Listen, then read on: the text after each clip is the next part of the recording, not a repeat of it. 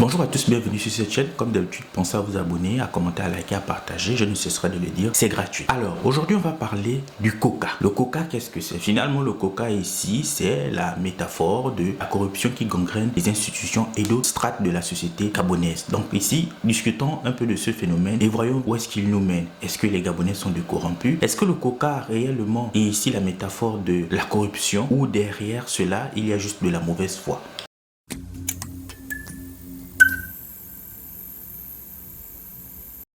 Alors, en général, au Gabon, il n'est pas rare d'entendre le coca. Paye-moi le coca et je te ferai ceci. Paye-moi le coca, tu auras le concours. Paye-moi le coca, ton dossier va avancer à la fonction publique. Paye-moi le coca, tu pourras passer, etc., etc.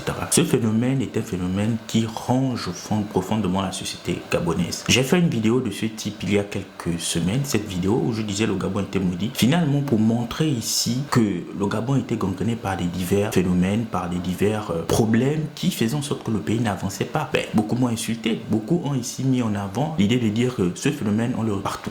Donc finalement, si vous voulez avoir un concours et que vous avez travaillé pendant des années et que quand vous arrivez le jour du concours, votre nom n'existe pas sur la liste de ceux qui doivent seulement passer le concours, c'est pas grave, ça se passe ailleurs. Vous voulez par exemple, vous faites un taxi et vous vous retrouvez chaque fois ici raquetté par un policier qui vous prend une somme d'argent qui vous empêche d'avoir la recette, c'est pas grave, ça arrive pas. Vous voulez ici obtenir un marché parce que vous êtes un entrepreneur, mais comme vous ne connaissez pas quelqu'un, comme vous n'avez pas des longs bras, c'est pas un problème, on retrouve ça partout. Et c'était ça le raisonnement de ceux qui m'avaient insulté dans cette vidéo. Parce que nous les Gabonais, on n'est pas en capacité de se regarder dans la glace et de dire ce qui ne va pas. Aujourd'hui, beaucoup de personnes se mettent sur internet pour insulter le président, pour dire un certain nombre de choses sur les acteurs politiques. Oui, les acteurs politiques sont ceux-là qui sont en tête des lignes parce que ce sont eux qui prennent les décisions. Mais qu'en est-il du Gabonais qui n'est pas nécessairement un acteur politique, un chef de service, un responsable d'une administration, ou peu importe? Qu'en est-il de ces Gabonais-là qui eux aussi brillent par ce comportement, par cette idée du coca? Et on le sait très bien. On peut ici adopter cette hypocrisie, cette politique de l'autruche en disant oui, c'est les autres, c'est d'autres pays, mais qu'en est-il de nous-mêmes? Qu'est-ce que l'on fait au quotidien?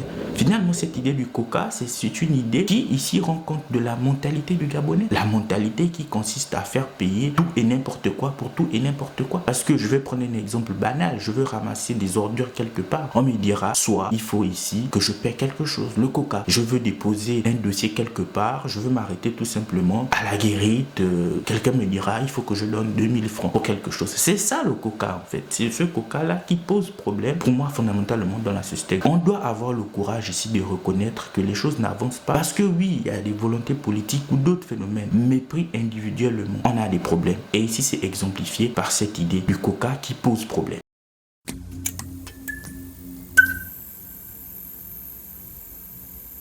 Alors bien évidemment, tous les Gabonais ne sont pas des corrompus. J'ai pris cet exemple, c'était pour attirer l'attention. Donc il y a des Gabonais ici qui brillent par leur éthique, qui brillent ici par le travail. Mais combien sont? C'est ça la question. Combien de Gabonais ici brillent par ce comportement-là qui ici fait en sorte que la bonne personne soit au bon endroit? Parce que c'est cela, je me souviens encore ici de ce jeune homme-là qui a abusé sexuellement d'un autre jeune homme pour une boîte de sardines. Imaginez-vous lorsque ce jeune garçon va grandir et il sera à la tête d'une institution. Que pourra-t-il faire? Ou il sera à la tête d'un ministère, dans un service, où il aura une entreprise, où il aura, peu importe, imaginez le comportement qu'il aura. C'est cela en fait. Donc pour dire que tous les Gabonais ne sont pas corrompus, mais substantiellement on a un problème avec la corruption. La corruption n'est pas qu'économique, elle est aussi morale. Et l'exemple du jeune homme qui a sodomisé son ami ici est ici la marque de cette idée. Donc ici, sachons faire la part des choses. Il y a naturellement des Gabonais qui ne sont pas corrompus. Mais combien sont-ils? Pour moi, le vrai travail, pour que les choses changent au Gabon, on doit changer la mentalité. Et ça passe ici par la déconstruction des phénomènes tels que le coca, les longs bras, le mouton brut là où il a attaché